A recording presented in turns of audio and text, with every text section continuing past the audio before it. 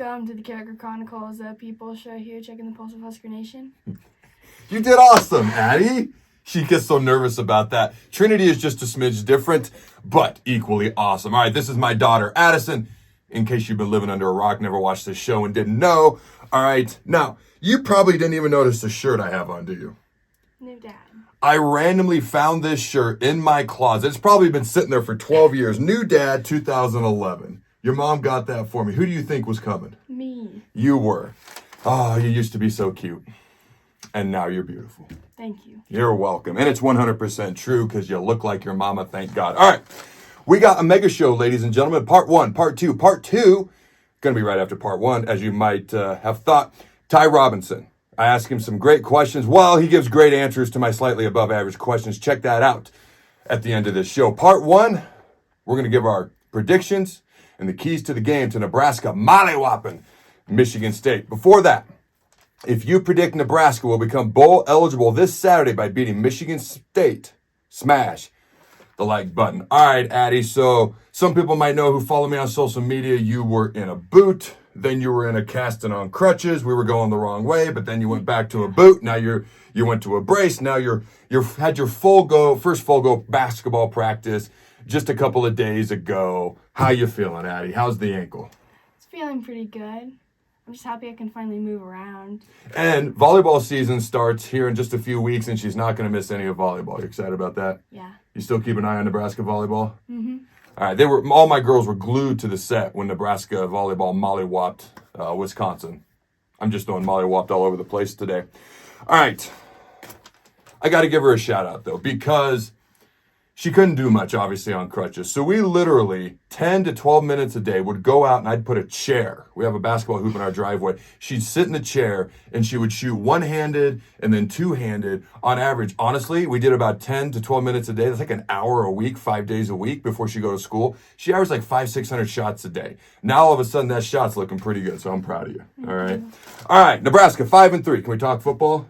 Sure. The answer is yes. Thank you, though. You're awesome. All right, Nebraska 5-3 going to take on Michigan State 2-6. Good old Sparty has now lost 6 games in a row. All right, the last 3 meetings between Nebraska and Michigan State have been decided by a gigantic total of 7 points. Nebraska won by 1 point 2015, 3 points 2018. The Spartans, if I can read my own handwriting, won by 3 points in overtime in East Lansing in 2021. Now, the Black Shirts, as we know, are playing lights out football right now. They're allowing an average of just 7.6 points per game the last 3 games versus Purdue Northwestern in Illinois. And they held Purdue under 100 yards rushing and 100 yards passing. That's the first time a Black Shirt defense has done that since they beat Michigan, before Michigan was stealing signs in 2012. Now, the all-time series record between Nebraska and Michigan State, they played 12 times, 9 wins for the good guys and 3 wins for the other team. All right, Nebraska, 3-point favorites. The over-under is 34.5. Still seems high to me. All right, Michigan State's offense averaging 322 total yards per game. That's 113th in the country, ladies and gentlemen. That's not great.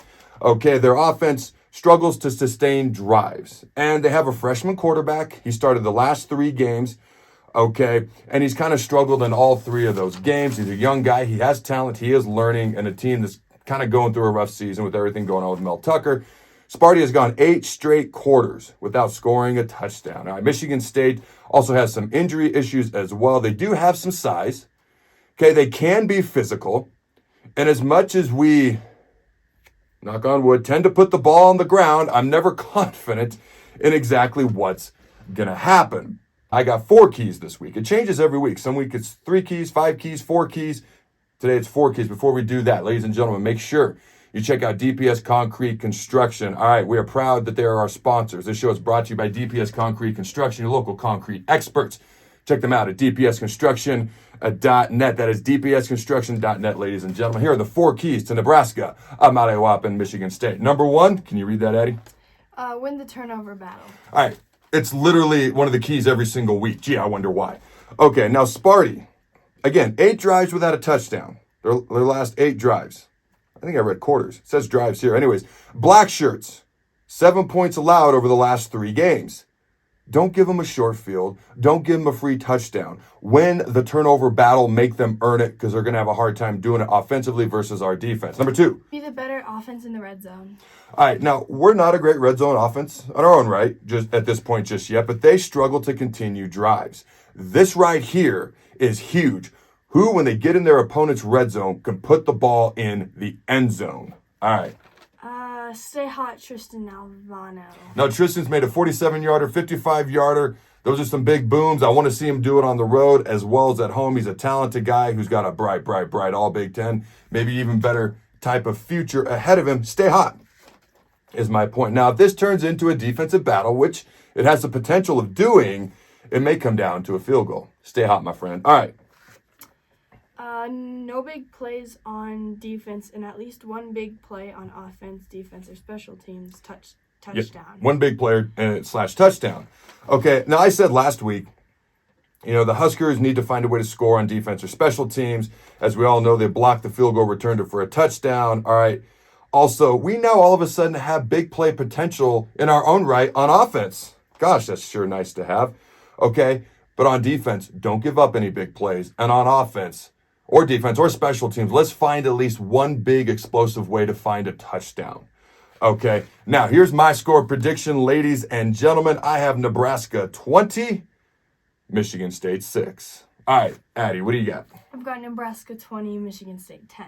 A slightly higher scoring, but still taking the under as always. By the way, I did beat Jacob last week, and this is actually Addison's score prediction. Jacob's off with Molly, all right, and hanging out with her, his girlfriend. Now we're not good enough anymore for him. So anyways, Addie did her own prediction, so we'll see who gets it right. All right, so I'm 20-6 Nebraska. She's 20-10 Nebraska. It is tied up between myself and Jacob. You're stepping in for your brother, so you better not lose. Thanks for joining me, Addie. You did awesome. Love you. Me too. All right, ladies and gentlemen, I'm not throwing the bones because I'm not going anywhere. But Addie's got something to say. And always remember to throw the bones. And we're back, ladies and gentlemen, to Mega Show Part 2. I am joined by junior defensive lineman. This man has played in 43 games in his Husker career. He started 30 of them. He's a multi-time black shirt, Huskers co-defensive lineman of the year just a season ago. Mr. Ty Robinson, how you doing, my friend? I'm doing great, Adam. How are you? I am glorious. And Matt Rule had some glorious things to say about you recently. He said, and I quote, referring to you, and I quote, he was absolutely dominant.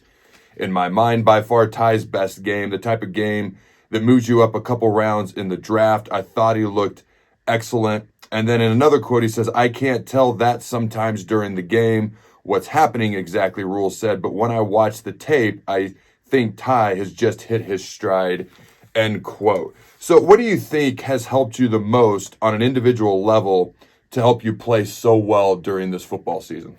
I think just the confidence that I've instilled was just going through the practice and learning, the new process and new defense, just getting more comfortable and being able to, now that I have the defense in my mind, I can kind of more focus on how that defense will work against these different teams that we're going against. And then most definitely my coaches, Coach T. Knight, and even Coach Rule, they've done a great job at, kind of helping me understand where, they're not afraid to tell me where I'm lacking in the sense of my playing ability. And so I think as these weeks have gone on, I've made little jumps, and then I think the last 2 games I made a couple of bigger jumps.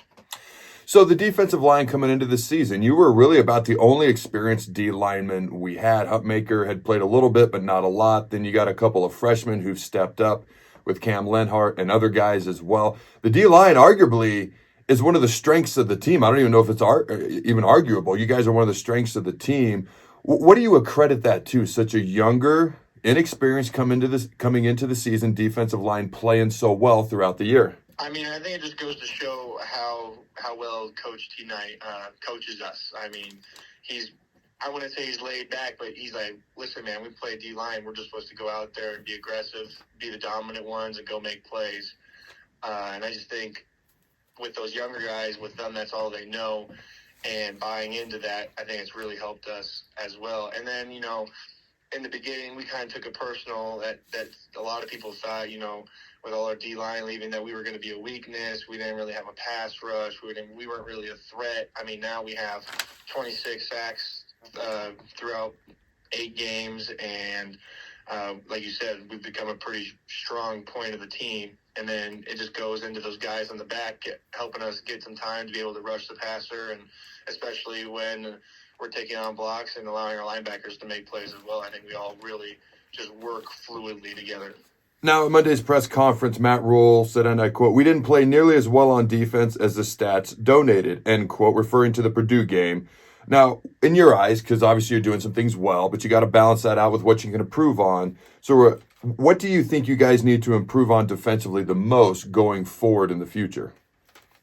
Yeah, so we definitely played good enough to win, I guess, if that makes sense. We didn't play that standard that we hold ourselves each and every day at practice into the game. And Purdue, helped us out by dropping a few balls or getting caught up behind the line. But I think it's just definitely sticking to our standard of just that RDV that we always say, being relentless, disciplined, and violent throughout the whole entire game, playing a full 60 minutes together. And I think tackling it could help as well. And then another big thing that we've been really focusing on is takeaways. I mean, going at the ball, punching at it, interceptions, going up and high, pointing it, and then when we get back there and actually get a chance to sack the quarterback, trying to get that ball out as well. How often do you guys do 1-versus-1s now that you're in season, and how often do you guys do live tackling during the season too? 1-on-1s is every day that we are full pads, and then live tackling, it just kind of depends on how Coach Rule is feeling. We're definitely a heavy thud team, and with that being said, and with the standard of being that RDV, sometimes people are going to end up on the ground. I mean, almost every play somebody ends up on the ground, but I'd say there's a lot of that going on in our practice. Now, there was a recent NFL scout who told Coach Rule that you guys are one of the top 2 hardest practicing teams in all of college football. I think he said you guys were second, right behind Georgia. But when you hear a comment like that about how you guys practice, what's your reaction to something like that? And are you guys going to catch Georgia in being the hardest practicing team in the country? Well, it definitely makes me proud, and that's obviously a goal to be number 1 and being the hardest practicing. But it's just definitely going to take the whole team to be bought into this is the way we're going to practice. And Coach Rule doesn't allow practice to be any other way. It's either his way or you're out. And he's not afraid to send you off the field until you're ready to come back in and see if you're going to do it his way or not. And really, it kind of depends on us guys and us older guys to kind of set that standard and set that tone for practice. And especially, one thing we talk about with the D-line is that we are the tone setters for the whole practice, just because if we're able to get off blocks and we're able to make plays or we're able to be disruptive, then that's going to give juice to everyone else in the back end to go ahead and clean up for us. But if we're getting blocked or we're kind of being lackadaisical and not doing our job, then it kind of mushes everything up for those back guys, and they kind of get hesitant or they're thinking too much, and then it just kind of makes practice go not the way we want it to be.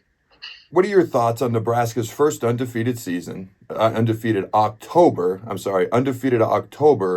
in 22 years, and what would it mean to you guys to become bowl eligible this Saturday versus Michigan State? So I was not even aware that we had not been undefeated in October for that long. So again, I think that's just a kudos to us and kind of the way we've been practicing. And it's great to see that, Coach Rule has shown us his way and shown us that if we do it this way, good things will happen. And now we're kind of reaping those rewards from how we've been playing.